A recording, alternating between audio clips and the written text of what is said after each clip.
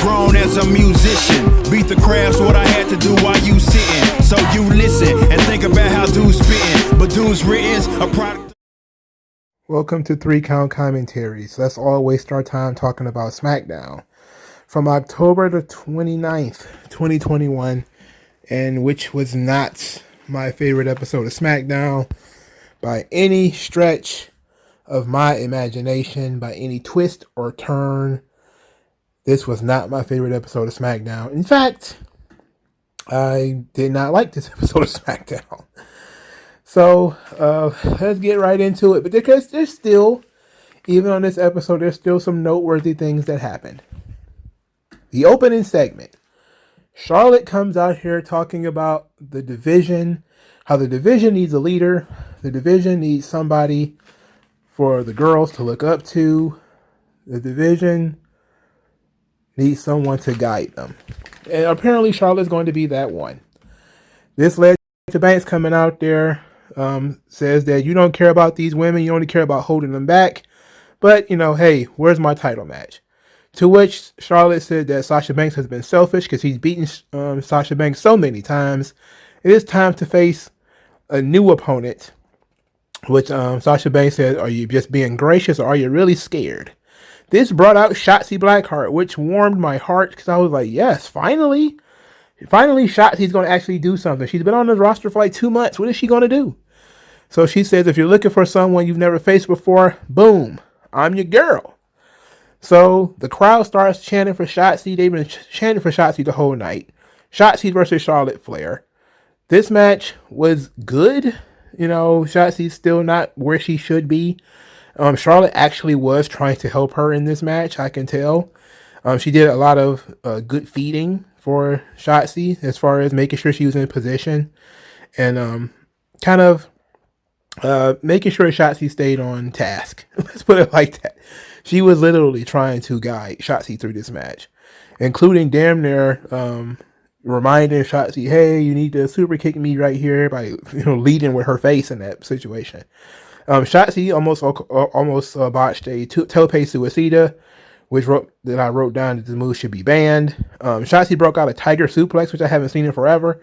And the whole tiger suplex spot was pretty dope. And so much as Charlotte tried to use a big boot, which is her favorite move now. Shotzi caught the boot, put it on the top rope, and went from the tiger suplex from that position. The finish was interesting because Sasha was outside the ring the whole night, trying to tell Shotzi, like, you got this, trying to be uplifting, like, come on, Shotzi, you can do it. Come on, clapping for her and everything. And, Shotzi was, I guess, feeding into it a little bit. And then Sasha Banks got up on the ring apron for unknown reasons. This led to Shotzi being a little distracted. Charlotte with the sucker punch, natural selection, 1, 2, 3. Charlotte Flair wins. This is immediately followed by Sasha Banks and Charlotte, with their having a little bit of a stare down. And then Shotzi just was like, you ruined it. And I'm like, what on earth is happening? And then she shoves down Sasha Banks. And I was like, oh, that's interesting. Okay. And then she proceeds for the next 3 minutes to absolutely decimate Sasha Banks. I mean, she just tore Sasha Banks apart, threw her head first into the steps and threw her all over the place, threw her into the tank and everything. And I'm like, is this a fucking heel turn? Are they turning Shotzi heel? Why on earth would you do that? Why? That's like, it's like turning Jeff Hardy heel. It's like turning Rey Mysterio heel. What are you doing? What are you doing? You take one of your most unique, easily likable characters and turn them heel. Look, I understand it's a fresh push. It's a fresh, look on the character. Maybe something will actually change with Shotzi and she'll actually get used. But Charlotte is the top heel. So she's not going to be the top heel. She's going to be at least a step, maybe several steps under Shayna and Sonya. So when she had the potential to be one of your top baby faces. I don't know about this one. This is a gamble. This is a pretty big gamble. Like we say that, WWE sometimes they're a little lackadaisical. They're not very creative. But this double turn right here was pretty interesting because people were kind of questioning why should I like Sasha Banks? Like Sasha Banks is a total bitch and she's been that for a while now. And then they gave you a reason to have sympathy for Sasha, as Sasha was really trying to uplift the women's division, in a real way, not being facetious like Charlotte, but she was legitimately like, okay, Shotzi's going to get this match. That's great for her. I want her to at least win. But then for that good deed to be flipped around by Shotzi completely beating her ass, it's like, all right, so this is a double turn. We're going to use Shotzi to turn Sasha Banks babyface. That's not good. That ain't good, man. That's not good. I'm sorry. Look, I think people like Shotzi. I think to meet her is to like her. To see her is to like her. Her style is completely reckless. She's going to end up killing herself. That's that reckless abandon, that courageous style that she has. It's a babyface style. I don't see how it's going to work heel. I don't know. Now, I'm not going to say that she wasn't intense with the beatdown, and some people feel like Sasha Banks deserved it, and I don't think so because she was cheering for Shotzi all night. So I don't believe it. I think that you finally give Shotzi something. You finally, lean her into a big spot. The fans are receptive. They're chanting for Shotzi without being prompted. Now, did they really like Shotzi, or were they just anti-Charlotte? Good question. But why not see if that's the case by putting her in other matches to see if she's actually over? Instead of, well, let's just turn her heel right now. I don't know, man. I don't know. Like, to be quite honest, the only reason I'm okay with it happening and I'm not completely cussing and, flipping tables is because Shotzi never really got out of the blocks on SmackDown anyway. She did the tag team thing with Tegan Nox, but Tegan Nox is a black hole of charisma. There's absolutely nothing she could have done. And that was it. Outside of, getting robbed of your tag team title match, there was really nothing. There was no promo time for Shotzi. There was not really many matches for Shotzi.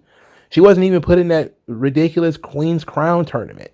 She was completely an afterthought. And now, at least, people are talking about her, and she's doing something that at least rolls over into next week. So we know that, eventually Shotzi's going to have the match with Sasha. All right, cool. That would be she's had a big match with Charlotte, and she had a big match with Sasha. That ought to be nice. My question is going to be, where do we go from here? What's the next program? All right, so we set up the story for the next couple of chapters. So we know that Shotzi is going to be a heel going forward, and she's going to end up in a series of matches, probably with Sasha Banks. What's after that? How do we double, around and we get Shotzi back where she should be? Who else is next? Who are the other baby faces? Because the only baby faces that they really use is Naomi. And we're going to have Shotzi and Naomi? I don't know about that. I don't know what the women's roster looks like on SmackDown. Shayna Baszler is a heel. Who are the other baby faces? Liv Morgan was moved to Raw. What about Eva Marie, Doudrop? No. Shit, I don't know. So, I don't know. So that's the question. Like, all right, so Shotzi is now in this position where she's going to be a heel. So are we taking away the tank? Are we taking away all the cool stuff that she does? We going to change her style too? I don't know, man. I'm actually in favor of changing her theme song. I just like the presentation of Shotzi. I like the look. The girl underneath it seems to be pretty cool. She's a bit of a dork, but that's just kind of how wrestlers are now. This just seemed like it feels like Shotzi season. Like Halloween. She's really into horror movies and stuff like that. We could have did some fun stuff with her as a babyface. Instead, we turned her heel. Halloween weekend. It's like that's a really weird choice. I don't know, man. You're gonna have to sit down and really come up with something about this. But I got why the double turn happened. It was Sasha Banks' fault that Shotzi lost, but at the same time, she had been cheering for Shotzi all night and was trying to uplift her. So we'll see how it goes. But on my gut instincts tell me it was a bad decision because Charlotte is the top heel. So and 1A is Charlotte and 1B is Sonya Deville because Sonya Deville doesn't work matches, so she's de facto a top heel because she can't get beat up, at least not yet. So Shotzi can't be higher than third. So I mean that's a weird position to put a freshly turned babyface in. It's we're gonna leave you here, but this middle of the road heel. Nah, no, I don't like that. All right, Jeff Hardy shows up. Says it's a fresh start for SmackDown. This leads to Corbin and Madcap Moss, who Madcap Moss and Baron Corbin. They tell a bad joke, which Jeff Hardy completely knows. So then he pretended he didn't show up by just not acknowledging them. This, of course, wouldn't be the last time we saw Madcap Moss and Happy Corbin as they defeated Rick Boogs and Shinsuke Nakamura in a trick or street fight, which was, of course, stupid as fuck.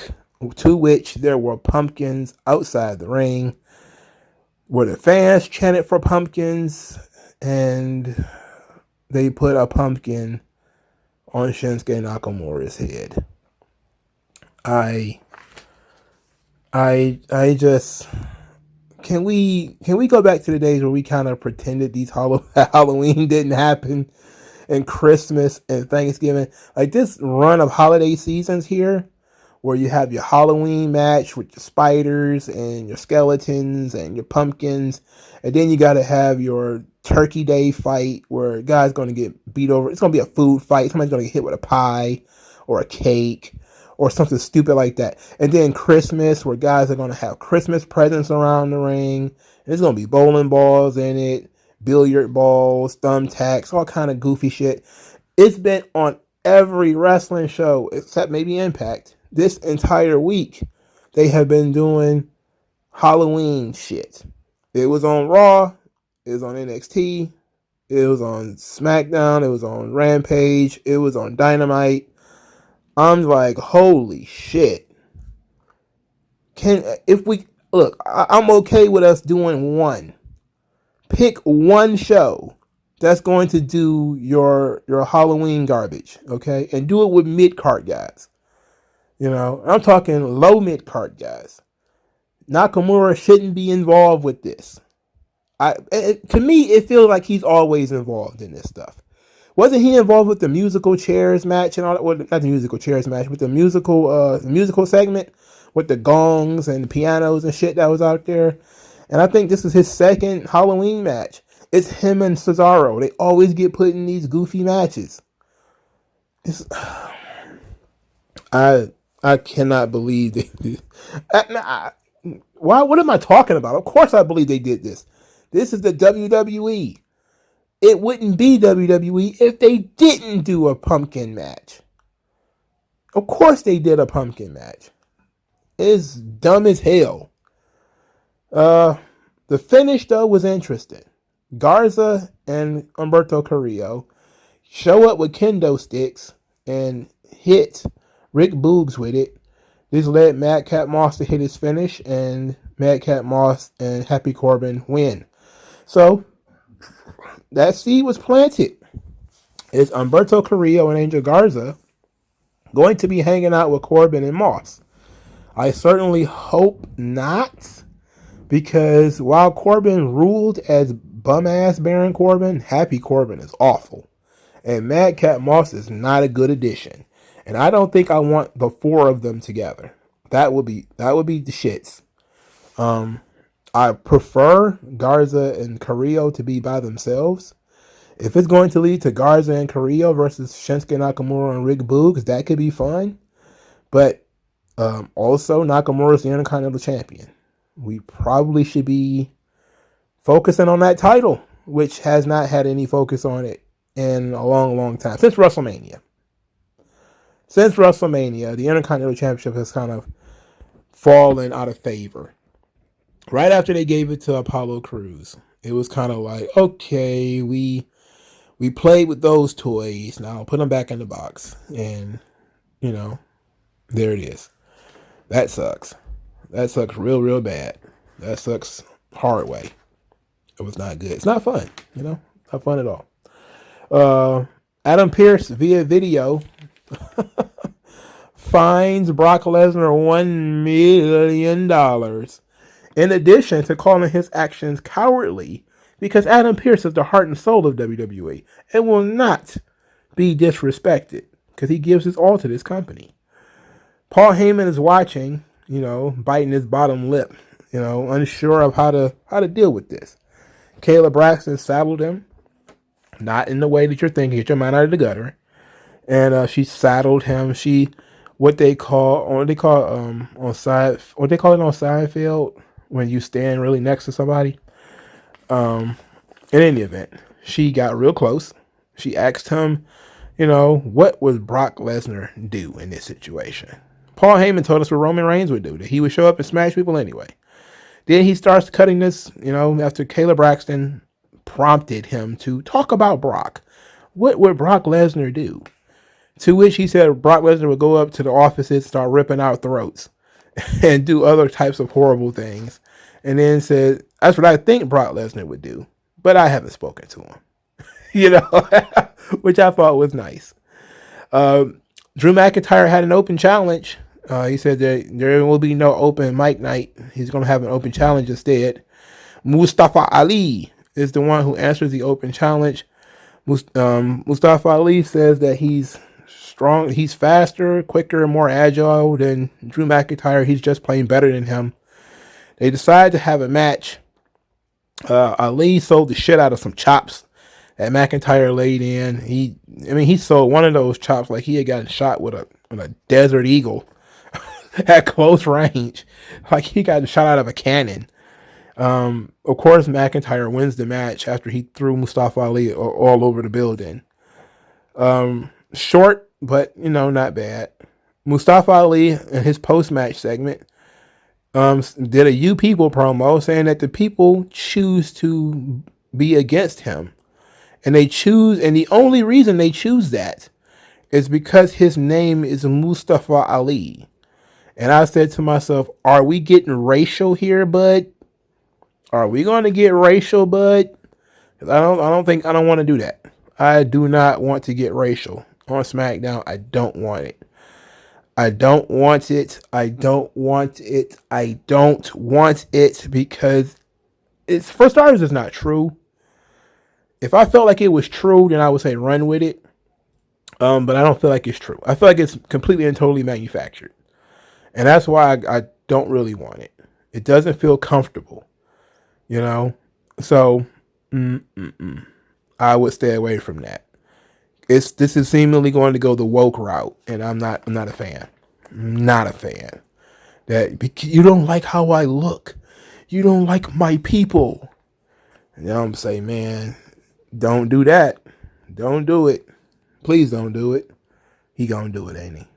You probably noticed that Mike Rome is doing double duty because your boy Greg Hamilton got himself fired. I didn't do a video about it because I figure who the hell cares about Greg Hamilton? But since I'm already on the subject, Greg Hamilton decided he was going to threaten to sue West Side Gun for sampling his voice for songs. Of course, this wasn't the only thing Greg Hamilton did. He also was accused of being verbally and maybe even physically abusive to his now ex-wife, who was posting about it on Instagram. So I'm guessing these two events together, WWE just decided, you know what, we don't need Greg Hamilton. We could do without him. And, you know, the world continues to spin. You know, I'm pretty sure Mike Rome is looking like, man, do I get 2 paychecks? You know, is they going to start bringing lemon water to this guy? You know, like, he's going to start getting the Beyonce treatment. You're going to need some warm water, some warm tea, chamomile, with a twist of lemon for his voice. You know, I got this guy yelling 2 days a week now. I'm sure they're going to replace him by the end of the month.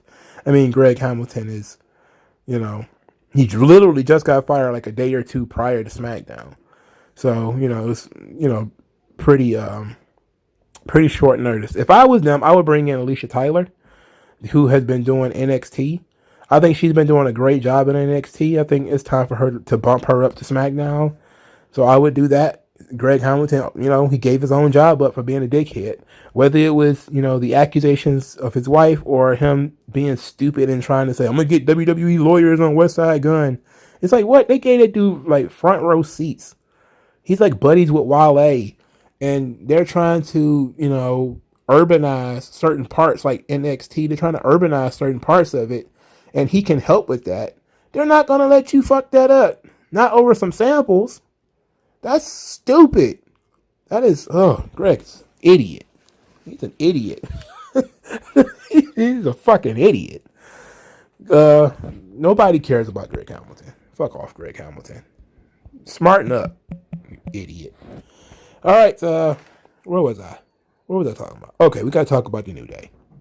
So New Day is in the back. And Xavier Woods is dressed like Napoleon. I mean, he's dressed like George Washington. I mean, he's dressed like Captain Crunch.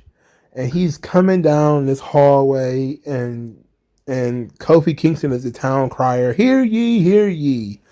Here comes King Woods. And they stroll past Hit Row, who they meet Hit Row, and the Hit Row starts to show their respects for King Woods by bowing to him, and Kofi Kingston asks for some hot fire, where they sing King Woods in the tune of Hit Row. And Woods is just loving this because, you know, it's reminiscent of when he was messing around with King Booker that one time. And he basically is cosplaying King Booker. And I was just like, I don't, No. This is why I didn't want them to have it. You know, I think Hit Row should have made fun of him. They look stupid. He out there, he looks like a band student. He looks like he, you know, leads the band, some marching band in some southern black college. He does not look like a serious pro wrestler, this Xavier Woods, Mr. King of the Ring. He looks like a fucking fool. Like, Hit Row should have made fun of him. Make fun of his stupid crowd. Make fun of his stupid jacket. Make fun of Kofi for being an idiot, talking about, hear ye, oh hail King Woods. Like, nobody's back here, you moron. You know, there's no people back here. There's nobody doing anything. Everybody's at work. Shut your ass up. But instead, they played along, and they're trying to get Hit Row over as baby faces. I think they probably would have gotten more over if they'd have dunked on Xavier Woods and made fun of him for being a dork. In any event, they decided they were going to have a Knighton segment where Xavier Woods is going to knight Kofi Kingston, which on its face is stupid, but I thought it could be fun because I figured somebody was going to interrupt and prevent Kofi from being knighted. Instead, it all just happened. Xavier Woods talked about how he did a lot of things to get here, you know, a lot of behind the scenes stuff. And he hopes that Kofi's courage and his exemplary behavior will be an example of how to behave in the new kingdom. Then Kofi got down on one knee, got the scepter across both shoulders, was given a unicorn pin, and told that he was now the right hand of the king, or the hand of the king rather, and that his job is to protect Xavier Woods. And they're just, it's like, I think I used this before, but it's like that movie with the cussing black boy. What was it called? Role Models. where they were out in the middle of nowhere playing Castle, Dungeons and Dragons and shit. And that one kid was just really, really into it. And that was his entire life, was making cardboard swords and running around in this field playing with all these people, role playing. That's how it feels with New Day right now. It feels like they're in the middle of some Dungeons and Dragons tournament and there just happens to be cameras there. It's awful. They fucking suck with this. I wish they had never gotten it. It was a bad idea to give it to them. Curse all of these people who seem to think this is a good idea. Curse you. May you open your frosted flakes and spiders jump out. May your toilet be stocked up tomorrow. I cannot stand this shit. We needed somebody who was going to take this seriously. We almost immediately got King Woods, and then these guys were thrown right back into the tag team division. Just like everything else with the New Day, the moment they get a little success, they get tossed right back into the tag team division. Now here come the Usos. Now, of course, the Usos are the right people to spoil the fun because these are their longest and most brutal rivals.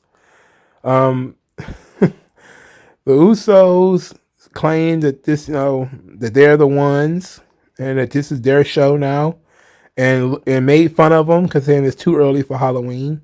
Kofi said that they were just jealous because they're out there in their new fresh fits, and the Usos been wearing the same thing since 2018. To which the Usos responded like, "Bro, this is new merch." The shirts are new, the Bloodline shirts, they are new.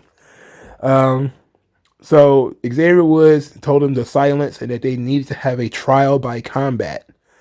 And then he raised the scepter, to which Jay wanted to touch the scepter because he thought it was real gold. He reaches for it, Kofi smacks his hand down, and then Jimmy sucker punches Kofi, then they run away. All right. That was funny at least. But of course this went on too long. I don't care about this. Mainly because so what, your dreams came true. Like, there's no drama in that. Look, here's the thing. People always want to know what goes on after the happily ever after. This is what happens after happily ever after. Once you get to a story like Beauty and the Beast, and you get to the part where they get married or whatever the case may be at the end, they hook up, and then they go off to live happily ever after. There's a reason we don't need to know that. What happens following this. Because it's all boring, no drama, no action, horseshit. Now, sure, you can create something. You could create drama and all that kind of stuff. But you have to actively add some dramatic elements to the story. You have to put a bow on that part of the story and create new elements and all those sorts of things later. By when you give the babyface what they want, you give them the championship, you give them the king of the ring, you give them the big win. The question always comes, what now? Daniel Bryan finally climbs the mountain, becomes the world heavyweight champion. Now he's got to defend the title. Against who? Kane. How about that? What? Chris Benoit. 17 years of struggling in the mid-cards and the junior divisions. We're not going to count that he was world champion in WCW. Didn't count. He's finally going to be world champion. His first opponent is going to be Kane. What? There's a reason why they do stuff like that. The reason why you end up wrestling perennial mid-card guys is because they still don't see that you are above them yet. It takes a while for you to really get beyond the happily ever after. That afterglow where everything you're doing is great and everybody likes you. And then when it comes crashing down and it hurts inside, people get tired of it real fast. People got really tired of Kofi Mania real quick. Because a lot of his opponents were like upper mid-card opponents, Dolph Ziggler, Samoa Joe, that kind of stuff. He wasn't allowed to wrestle guys like Roman. He wasn't out there wrestling. When he did wrestle Brock, he lost in 3 seconds. This is the danger of giving guys what they want. You know, once you complete the story, you have to worry about the now what. And this whole King of the Ring thing with Xavier Woods was just meant to make Xavier Woods happy. And now he's happy and he's going out there to have fun with his friends, but it doesn't make compelling TV. Like, I don't want to watch these two nerds knight one another and play around. I don't want to see that. And you know what? And I've seen them wrestle the Usos 100 times over the course of years, of course. But I've seen them do this dance 100 times already. This was a fresh opportunity that we could have given to somebody else who could have used it.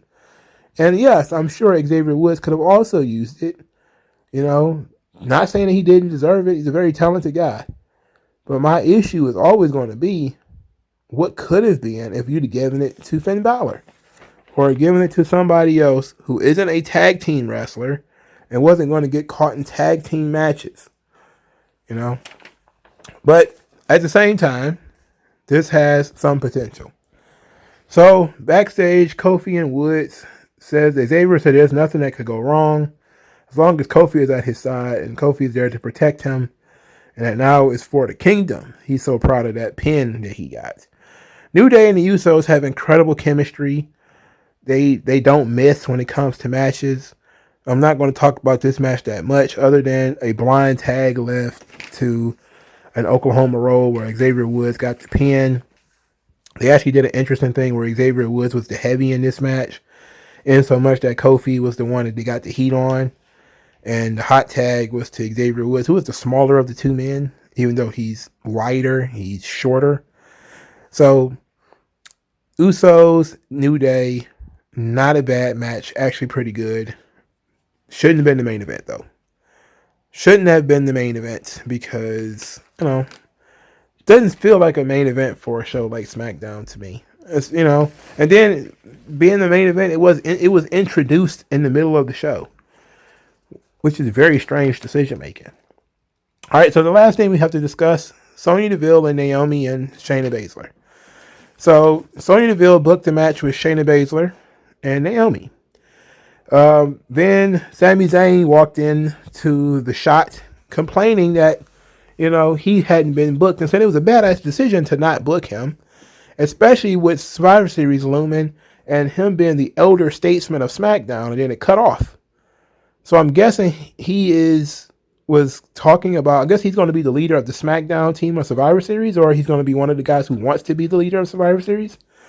And they completely cut his promo off. I wonder if they did that by accident. Pat McAfee, of course, feeding into it was great. Pat McAfee was excellent during this entire stretch right here.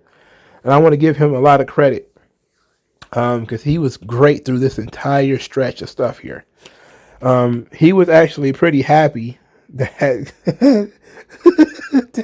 that Sami Zayn got cut off. Then Shayna Baszler comes out there and she's going to wrestle Naomi. There was no referee, however, and Shayna Baszler complained that there was no referee.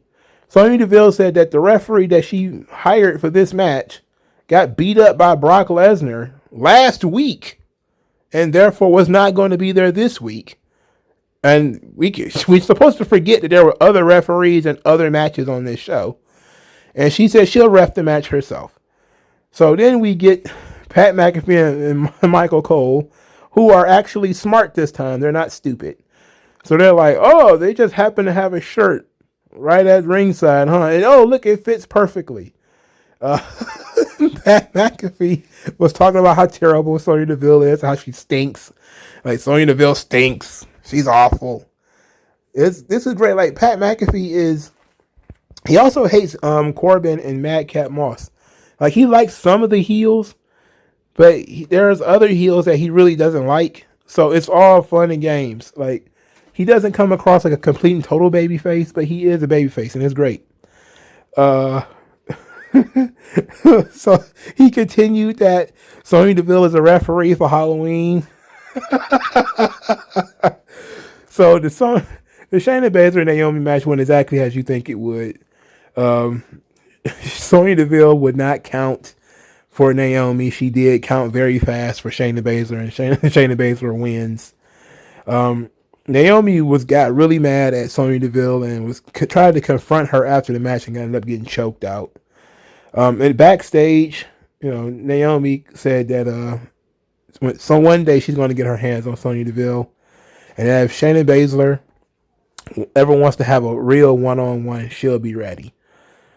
She's still taking all this stuff in stride. She's not mad yet. Like, Naomi is still, she's dancing and everything. Well, that's part of WWE stuff. They don't let these characters show any kind of character growth, because she should be breathing fire at this point. That she keeps getting fucked over by Sonya Deville, and it's derailing her career. Now, I'm guessing this is going to end up pushing Naomi into the arms of Roman Reigns and the Bloodline, and they're going to utilize their power to get Naomi what she wants, which is a match with Sonya Deville, which I think that you probably have a good setup here for the Women's Survivor Series match, that you might just say put Naomi on one side, put Sonya Deville on the other, or you do a thing where Naomi has to lead a team of 5 women, and if they win, Sonya Deville is fired. I think that would be great, just like they did with Eric Bischoff. That would be an excellent storyline, an excellent way to end this part of the storyline, and then put Sonya Deville back in the ring. I think that would be excellent. You could always build that up. You have Naomi, and you could even bring women from SmackDown from Raw if you need to. And instead of doing Raw versus SmackDown, you can do Sonya Deville's job is on the line. And Naomi on one side, Shayna Baszler's on the other. And if Naomi wins, Shayna Baszler is fired. Not Shayna Baszler, but Sonya Deville is fired as a WWF official, and she has to get back in the ring. And that, of course, can lead to your Naomi, Sonya Deville string of matches. That could be really fun if that's the area that we're going with this. But it's just a good idea. Just a good idea I tossed out there for free. I thought, so those are 2 of my ideas. I think that maybe it's going to lead her to joining the Bloodline, or it could lead to this being the catalyst for Sonya Deville to get back in the ring. Either or, it's perfectly fine with me. The Bloodline does need something new. Roman wasn't even on the show this week. The only way he was on this show was via clips that they showed. And they showed way too many clips of especially stuff from last week and stuff from Crown Jewel. It's like, God damn, we saw that shit already. Let's move on. We gotta, but they were kind of like, hey, this is a FS1 SmackDown. We don't care. Show the replays and do stupid matches. Whatever. But I'm enjoying the Naomi and Sonya Deville stuff. I think that stuff rules.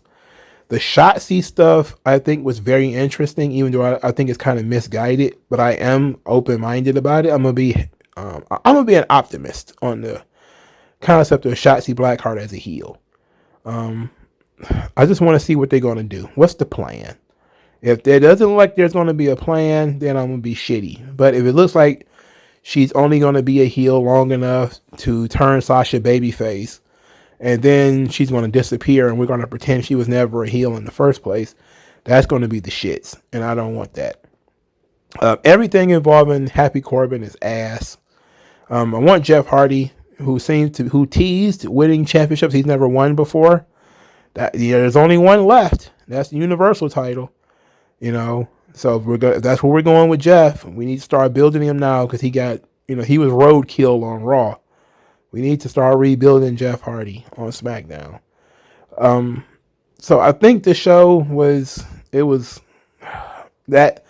I'm sorry, but the New Day stuff and the Trick or Street fight, I was just kind of like, man, that took me completely out of the show. It made me much more tired than I was before, because I was like, I have zero interest in this stuff, But let me know what you guys think in the comment section below.